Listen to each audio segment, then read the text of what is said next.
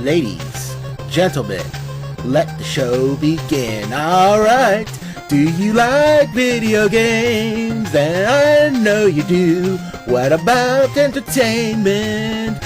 We got that to video game. I'm not a video game. Video game. Oh no, what's the name? Video Game Armada. Time for another edition of Let's Review E3 edition. And of course, this is one from the gamer boss, Ron's. Well, it's 12:30 in the morning. Do you know where your kids are? Well, I don't have any kids, so it doesn't matter to me.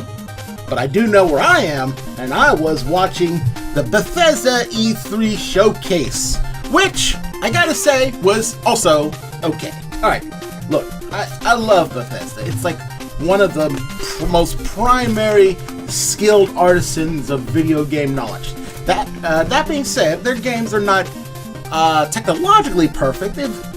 Their games are riddled with glitches and hiccups that are just a plain amusement to see and experience. I've played enough Bethesda games to experience it all. Be that as it may, it's always a good time. The glitches and problems found in those games never impact my overall enjoyment, and I can play the games beginning to end, no problem. So, there might have been a bit of a, a bit more high hopes on how Bethesda's showcase was going to turn out than how it actually did turn out. Let me break it down since this is a summary. Like EA, Bethesda focused more on their cash cows than any new original stuff that they're developing at the moment. Let's start with some, other than VR titles, which they started the show with, and since I'm not the biggest fan of VR, I'm not going to go into detail about it. But if and when you watch the showcase that just happened early this morning, super early in this morning in fact, you'll be able to see for yourself. Next, they focused on Elder Scrolls Online, where the latest DLC returns you to Morrowind. Morrowind, back in the day, was my first Elder Scrolls game, and it was like opening my eyes for the very first time of the fantasy world and genre. It was like amazing. Sad to say I never really completed that game. At the time, it was way too massive and detail-oriented for my little brain.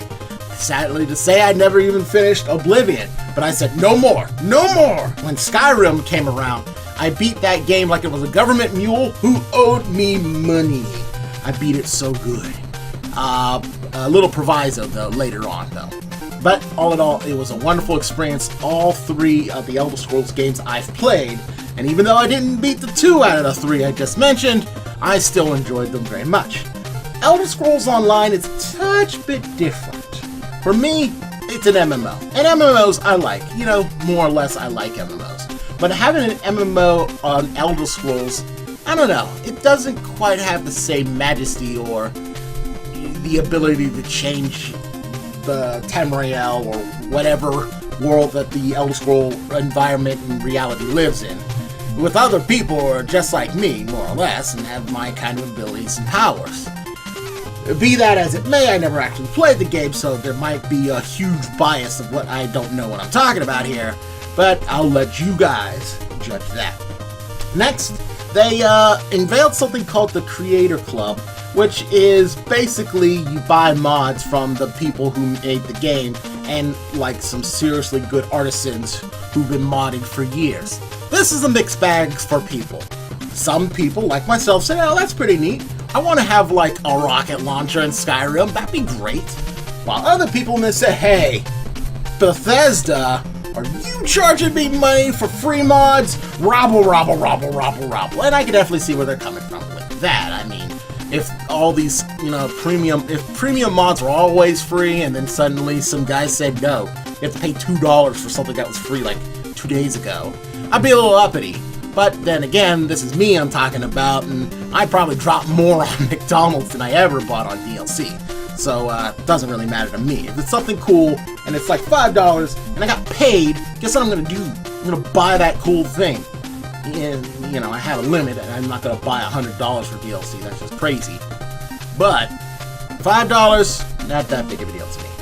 then they decided to talk about another Elder Scrolls game, Elder Scrolls Legend. You probably remember me talking about that in This Just In! Or not. Went live on various direct-to-download digital media sources like Steam. I'm currently playing it. It is tough and challenging, and you gotta fine-tune your deck, let me tell you. But it gives me something that I haven't had in a while when it comes to games, period. Little challenge. Boy, some matches where I'm just saying, yeah, I got this, and I get swept away by an unthinkable combination of dual lanes between a layout of an opponent, both computer and real-life decks. Just infuriates me, and that's good, because it gets me thinking, alright, this didn't work, let me try something else. So far I got a solid combination, but we'll see how far it will take me. Anywho, in the showcase, they said, oh, guess what? New DLC coming up. Heroes of Skyrim. Wink, wink. You want to be the Dragonborn? Wink, wink. Go ahead and get that when it comes out for your children's card game. Wink, wink, wink. And you know what? I'm probably going to do that. Back to more Skyrim. See what I'm talking about? They're milking their cash cow. Not that there's anything wrong with that, but E3, so you know. Anyway, back to Skyrim. Skyrim for the Switch! Yay! Like I said before, I played Skyrim, enjoyed it, beat it, got the t-shirt, had a good time. It's coming to Switch. Now, not everyone is as video game obsessed as me. They're not going to buy multiple systems. Sometimes you just gotta pick your horse and just keep riding it until it, dies, and then you send it to the glue factory. Consoles are the same way. But for me, I'm blessed because I can afford multiple consoles and I can play multiple games. What am I going with this? Well, basically, people who are in the Nintendo way never had a chance to play the awesomeness of Skyrim. Now they can, and they can do it portably. So that's definitely a big old plus check advantage for Nintendo Switch users. And me too, because even though I beat the game, I didn't play any of the DLCs. So now seems to be the best time to go back to Skyrim for the Switch. Anywho, now in the cash cow way, they highlighted some new games, but from a series you've played before, from Dishonored, Death of the Outsider, Evil Within 2, and Wolfenstein: The New Colossus. Their trailers were very well detailed and almost movie-like. No matter what you think about those games in the previous time, I still recommend watching the showcase just to see the trailers themselves. They're very well done. But with all of those things I've listed right now, that was pretty much it for the show. At this point in time, their showcase was the shortest press conference at E3. That was barely pushing over the 35-minute mark, I think. So, yeah. Between that and the lack of any really new titles, or at least no home run heavy hitter titles like, say, the next full version of the Elder Scrolls series, or something in the line of some sort of Fallout-esque sort of thing. I mean, or any super new IP. People would have been satisfied with something legit new from Bethesda to call this a success. But I was watching this on Twitch, and after the show ended, more than a few people were saying boo and suck and rip Bethesda. Bethesda's not going anywhere, people. Bethesda is just fine. But I have to admit, it could have done the show a little better. My rating for the Bethesda E3 showcase is, sadly, and it's okay.